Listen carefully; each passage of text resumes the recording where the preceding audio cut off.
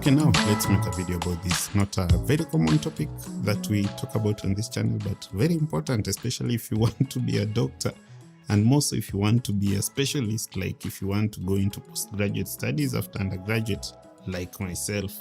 Now, it's going to be extremely difficult in this country, not unless you have a lot of money. I know there's a lot of stuff whose prices have gone up in this country. Guys are talking about cooking oil, cement, and so on. In fact, okay, let me not digress, but I know that school fees, especially master's degree fees, might not be top on the list of, what comes to your mind when you talk about the cost of stuff going up. But this has not just been occasioned by the war in Russia versus Ukraine, like some people argue that might be the cause of whatever price increases we are seeing locally. This is just, strange stuff happening locally. So today I was scrolling through my Twitter timeline and I made this specific tweet, and that's what prompted me to actually make this video. Now let's jump in and see what guys have to say. So there is a gentleman here called Japrado Austin Omondi. Says that Masters of Medicine MMed is now reserved for children of the rich. The sooner you make terms with that, the better for you. Children of the rich. I don't know. Would I personally be able to pursue a Master of Medicine program if I was gonna start right now? Interesting. Now, just some background for you guys. There are two ways that guys fund their Masters of Medicine program in Kenya. One is government sponsored. And government sponsored is never like the undergraduate program in medicine per se, where the fee is generally lower than the postgraduate program. But really, in this case, normally we have counties who are employers nowadays allowing their doctors by giving them a study leave to go on and pursue their master's programs. And that's basically specializing in whatever field you want to go into, be it pediatrics, gynecology, or even orthopedic surgery as myself. But for those sponsored doctors, their fees normally paid centrally from Afya House, The counties never pay school fees, but rather there's a central fund of which, if you approved for sponsorship, you'd get your fee paid from Afya House, that is the headquarter of the Ministry of Health, to your respective universities. Okay, it's not as perfect, not as simple as it sounds. This is Kenya with all the corruption and all the disorganization you'd expect from those high levels. Definitely things are not going to be that streamlined. It even happened to yours truly. Okay, now let's park that stream of thought besides and go back to this tweet. Why is this gentleman saying that Masters of Medicine is reserved for the children of the rich? The reason is simple. If you're not among those few lucky individuals who will get that kind of government sponsorship, the self-sponsored fee is extremely expensive, and it's even gotten more expensive, especially in the University of Nairobi, which is really like a significant training center for Masters of Medicine in as far as the numbers of students is concerned. Now, let's backtrack a little bit. You might wonder, why should one not then get that study leave from their county and that money from Afya House central government, get it paid and swim through your Masters of Medicine program? It's also not that simple. Why? Because number one, counties are becoming even more difficult when it comes to actually releasing guys to go for postgraduate programs for various reasons, including the fact that they're not willing to employ more doctors to fill in the gap that is left by those who get into postgraduate programs. I know there will be all these other reasons that they will give, budgeting and so on, but really, there's quite a number of doctors out there as we speak right now who are done with their undergraduate program, who are done with their internship, and they're just lingering around trying to get some work somewhere. And yet we have a massive deficit when it comes to the numbers, that is how much doctors we need versus what we actually have in the workforce. And the second thing is, even if you secure that study leave from your county at the moment, it's not guaranteed that you'll actually get that sponsorship from the central government. And sometimes you might even be approved for that sponsorship, like what happened to me, and yet they would not pay. I had to pay my own school fees, and we are going to get into the numbers in a little while, despite the fact that I was actually given that approval for scholarship from the Ministry of Health. Okay, now maybe you should consider some replies here, some reactions from people who kind of read this tweet. There are not very many, but someone says medicine is and has always been for the privileged. Some of us who trespassed with the help of JAB, and JAB is Joint Admissions Board for those of you who are not Kenyans or those of you who have not been to the system, are now blocked from advancing any further Basically, this is like someone who, like me, was admitted under the Joint Admissions Board into undergraduate. And really, over there, we can see that we trespassed because, we were government sponsored, admitted by the Joint Admissions Board, and the fee was very, very, very low. Nowadays, I think it's called KUCCPS or something. Another reply goes like, it's a conversation most medics are not willing to have. I would love to host them on my YouTube show. And his video is over here, though unfortunately it's 54 minutes and I wouldn't want to bother you with a very long video. So let's go on. The same way degree in medicine is reserved for the rich, a person from a rich background with a B+ can do medicine, but another poor kid with a plain A that doesn't meet the cutoff points cannot do the degree. It's rigged from primary school.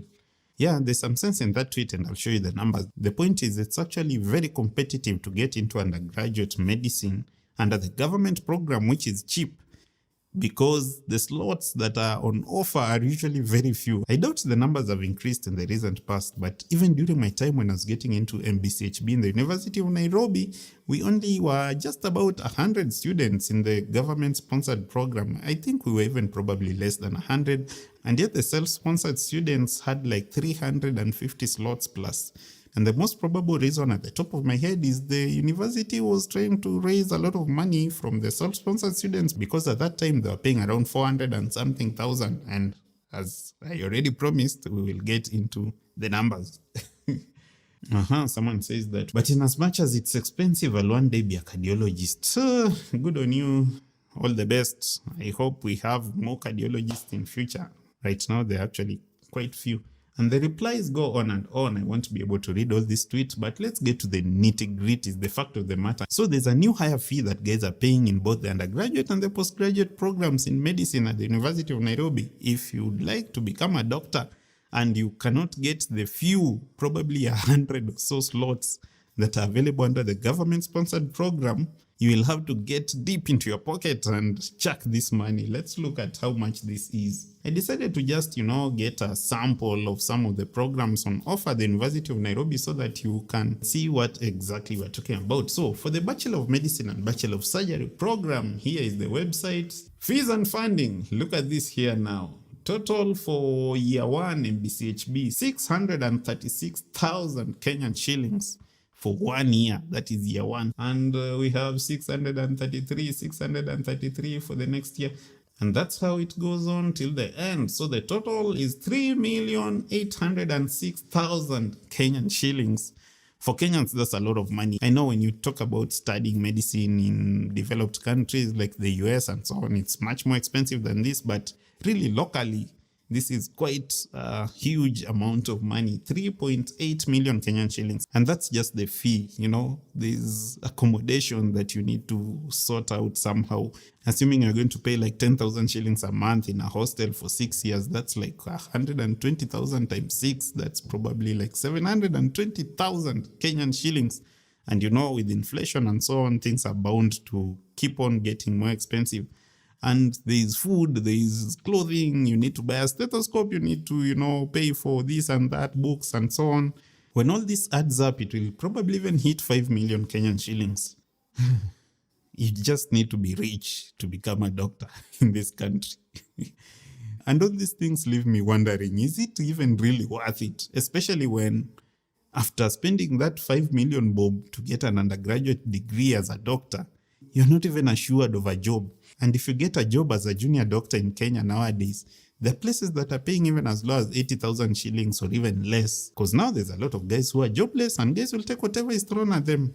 Now, assuming you spent that 4 to 5 million bob as an undergrad and you managed to secure some job somehow that paid you some amount of money, which is probably not that much, and you then want to get into the postgraduate level to advance your career, chances are, number one, you might never get these government scholarships because as it stands, it seems like this might not go on for much longer than a few years from now.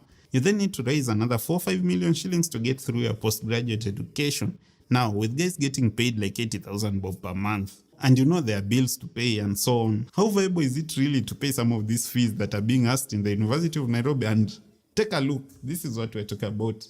Master of Medicine in Orthopaedic Surgery. I've taken this as an example because I've gone through this program, though not in the University of Nairobi, but I will compare with what I paid where I went. So 685,000 shillings per year for 5 years comes to a total of 3.435 million Kenyan shillings. Ooh, that's a lot. And if you think it's only orthopedic surgery, basically every other course, even urology is here, 2.7 million, that's 4 years. And I think urology is actually 5 years. I don't know whether this is a mistake or this is accurate. Master of Medicine in Neurosurgery, a total of 4.1 million shillings. That is 680,000 shillings per year. Now, this is what I paid from my pocket, probably because someone swindled or embezzled the fund that was supposed to be my scholarship. 722,000 shillings, 900. And this is for all the 4 years that I did the Masters of Medicine program at Moi University. This is how Moi University operates, by the way. It's just a handwritten invoice that you are given to take to whoever will pay your school fees. Anyway, the reason I brought that up is because I could not find a fee structure anywhere on the School of Medicine website, Moi University. Because as always, the Moi University website is normally in need of a lot of help. Anyway, the point is the amount of money I paid for my whole program in Moi University, and as much as I'm still mad and suffering from the effects of paying that money from my own pocket, is still probably comparable to what you'd pay at the University of Nairobi right now for just 1 year. Yeah, guys, and that's the issue here now. It's not to mean that medicine is somehow a privileged program that guys should pay less for. And it's also not like I'm saying that doctors should have it easy, pay little fees and get a lot of money in salaries and get a lot of sponsorships and so on. But this is just to enlighten that one of you, those few of you that may want to be doctors, that it's a costly affair, and from the way stuff is changing, from the way the future looks like, people are going to be thinking twice, thrice whether they actually want to get into it. And I also think that these other universities that are yet to bump up their fees are going to do so probably in the next 1-2 years. And furthermore, with the current atmosphere, environment in which doctors are not actually getting employment, it's time to have that conversation. I would not want to discourage any of you from getting into medicine or specializing to become a cardiologist, orthopedic surgeon, and so on. It's just that there's a reality that is with us right now that we have to face. Now, what are the options? Guys are starting to talk about going to actually study medicine out there. In countries like Uganda, Tanzania, it's a bit cheaper, but you know, everything comes with pros and cons. But I think that's a viable alternative to look at. Further than that, there's not much that we can do to the fact that the cost of becoming a doctor and becoming a consultant in this country is becoming absurd. Anyway, guys, if you have comments, questions, if you'd like to continue this conversation, you're always welcome to comment down below. And on your way there, if you're not subscribed, you'll see a big red button. Just click it and click the notification bell that is next to it so that when I upload another video, you're not going to miss out. Thanks, guys, for watching. And as always, no pressure.